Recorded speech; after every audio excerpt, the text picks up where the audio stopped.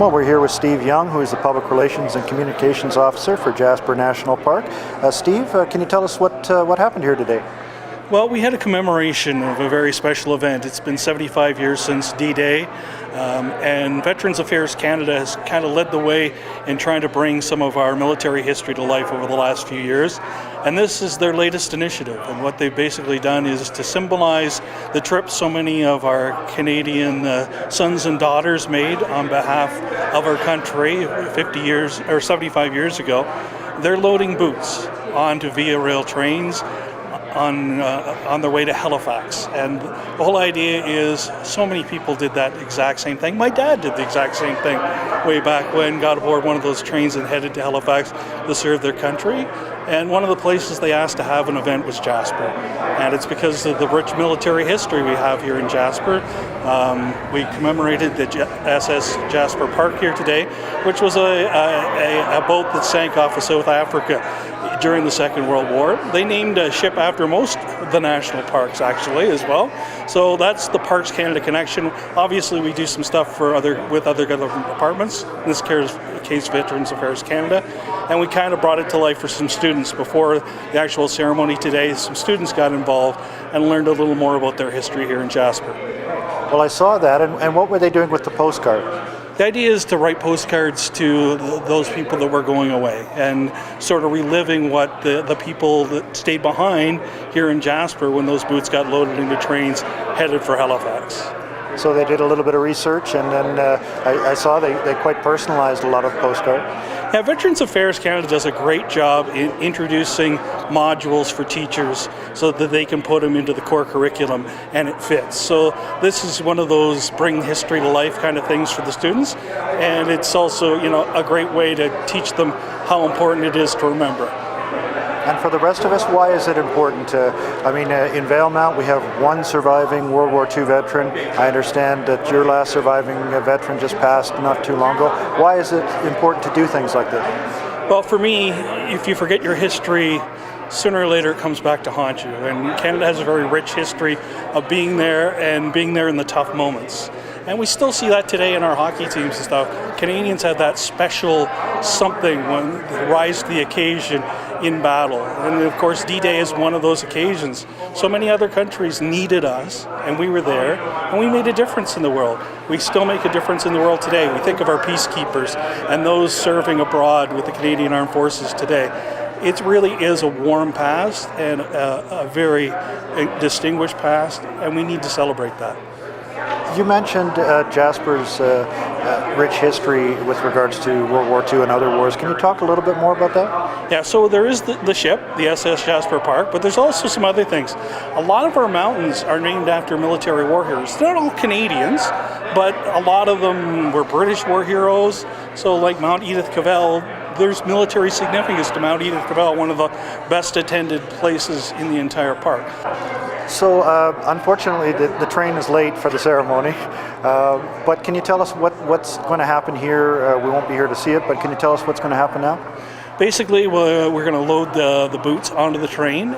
This tour's already made a couple of stops, and if people are trying to make sense of it back and forth, and going all the way from west to east, they're going to be a little confused because the first one was in Vancouver, which makes some sense. Second event was in Edmonton. Well, it's come back to Jasper, and now it's heading towards Saskatoon and then Winnipeg, and on its way across the country, aiming for that day in early May when the formal event in Halifax will take place.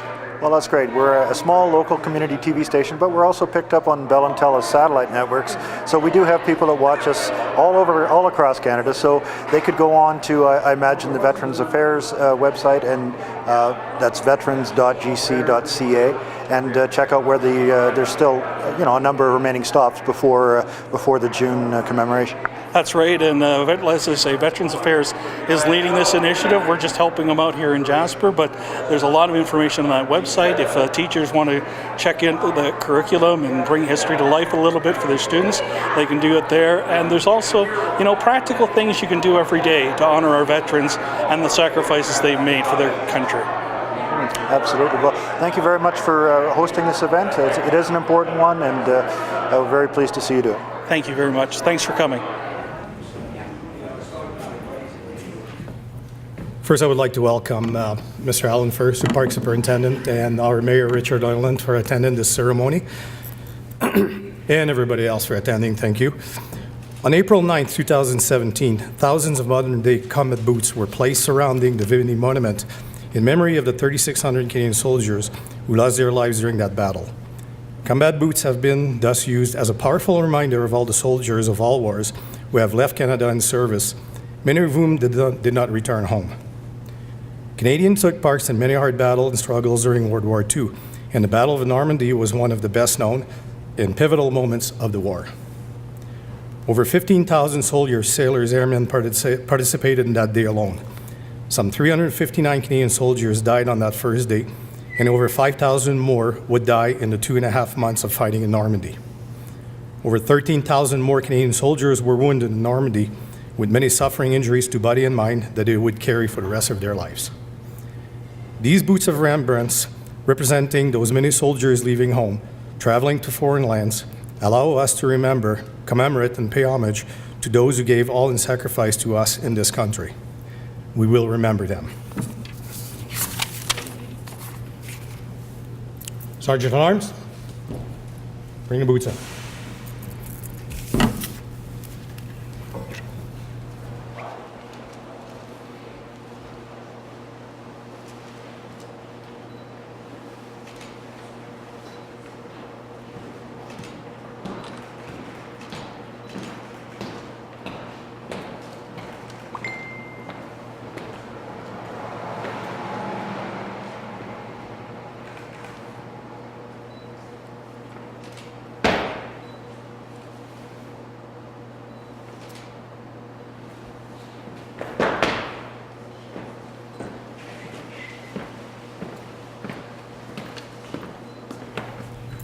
At this time, I'd like to invite our Park Superintendent, Mr. Allen Firth.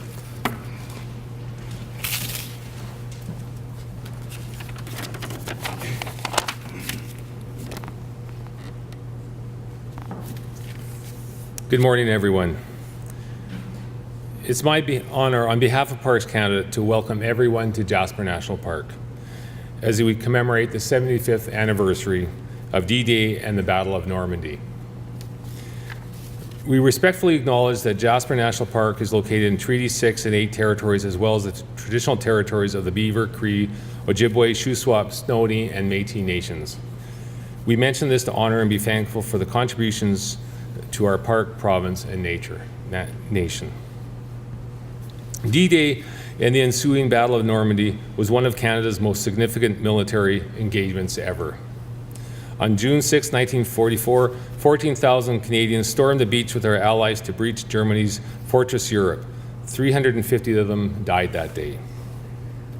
As we approach the official anniversary in the next few days, it is important to remember the more than 90,000 Canadian soldiers who volunteered to serve our country and saw action in the Normandy campaign.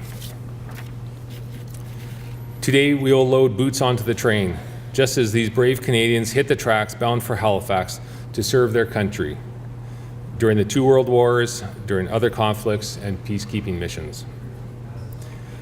I'd like to thank the Jasper Legion and Via Rail for working with the Government of Canada to make this special event a reality. Jasper has many historical connections to Canada's military past, from volunteer soldiers to a warship named after the park, to testing of vessels here, and mountains named after those who made a difference on the field of battle. Please take a moment to reflect on the freedoms and peace we enjoy in Canada today, and remember the men and women who served and sacrificed to make it possible. Thank you.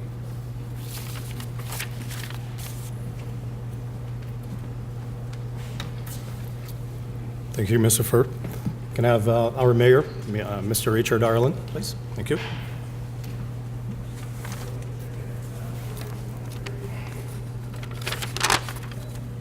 Thank you, Paul. Good morning, everyone. I really am honored to be here today.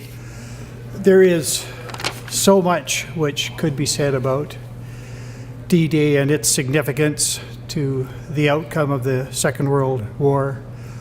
How, although it was a singularly decisive day. It was at the same time a midpoint, a day in the middle of a vastly complex operation, which was preceded by months, if not a year or more, of intense planning, and then followed by the extensive ground campaign through Europe. And Canadian troops, of course, made history and distinguished themselves at Juno Beach.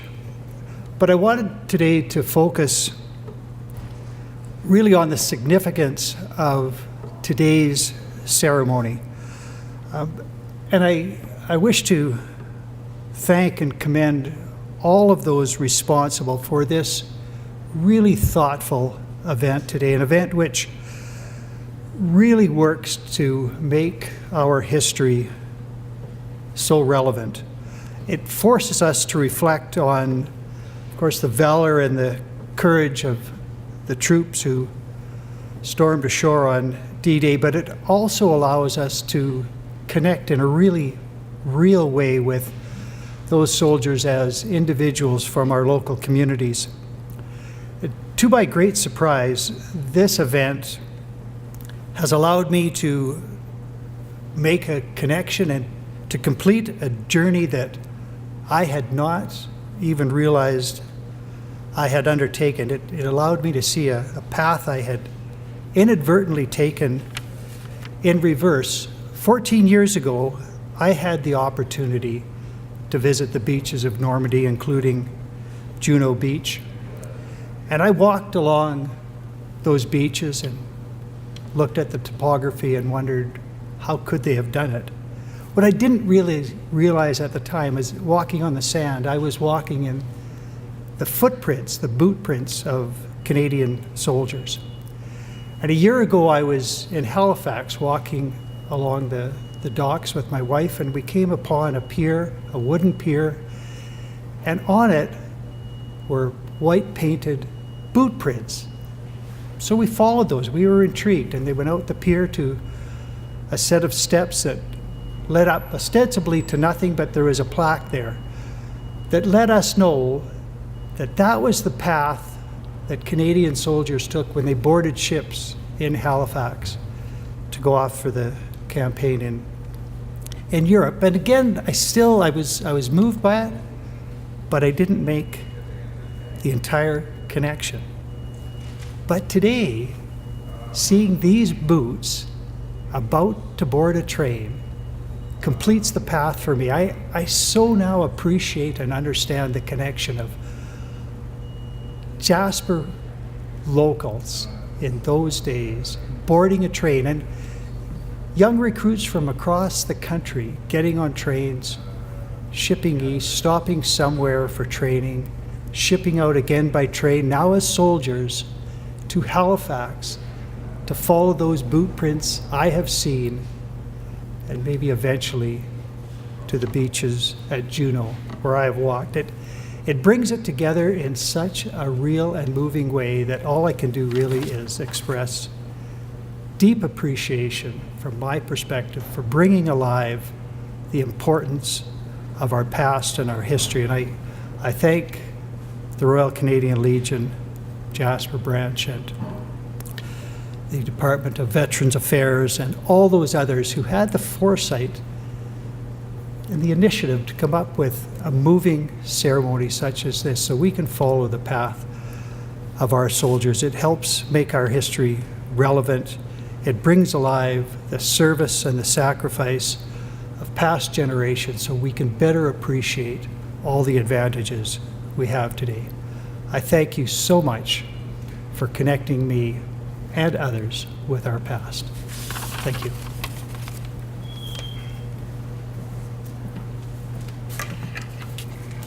Thank you, Mr. Arlen. I would like to call in Laura Coulson now with a brief history of Parks involvement during the Second World War.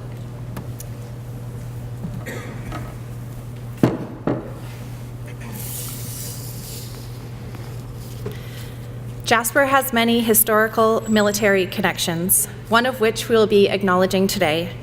The SS Jasper Park began her service in Canada's Merchant Navy in the fall of 1942 and was the first of the Park fleet of ships lost due to enemy action during the war. On July 5, 1943, Jasper Park was spotted by a German submarine U-177, was struck by 2 torpedoes, and sunk off the coast of South Africa. Of her 55 crew, 51 survived and were later rescued by the Australian Navy. Among her fallen were 2 Canadian and 2 British soldiers. It is our special honor today to unveil the SS Jasper Park Interpretive Panel to be displayed in the park. And for the next 2.5 years, Parks Canada will help commemorate the 75th anniversaries of the Battle of the Atlantic and the Battle of St. Lawrence. The Home Port Heroes programming will bring the story of these epic battles to life in communities across the country. Through the lens of Canada's Second World War Merchant Navy, we are honoring the men and women from each province who built the Allied cargo ships and those who sailed them through dangerous war zones. Thank you.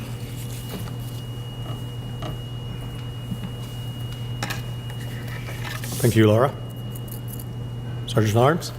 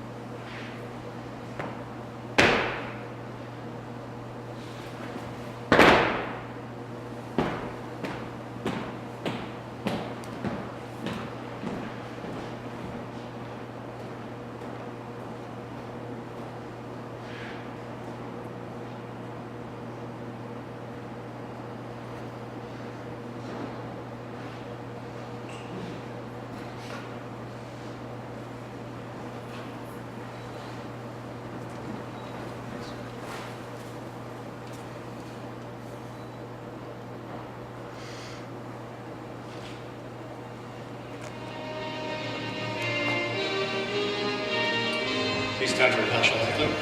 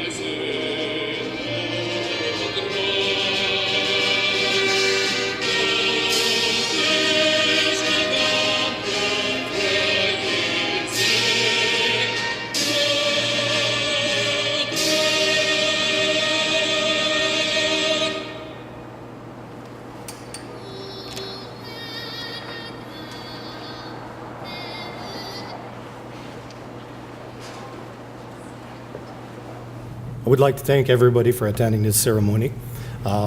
Mayor, Mr. Superintendent, members of our first responders and emergency services. We also have serving members and Canadian Forces that are here in attendance. Thank you very much. And everybody else, thank you. And there's refreshments and little sweets if you want to. There's that is served after a ceremony. If you want something a little stronger, the Legion is open where we can gather afterwards. Okay? Thank you very much for coming out.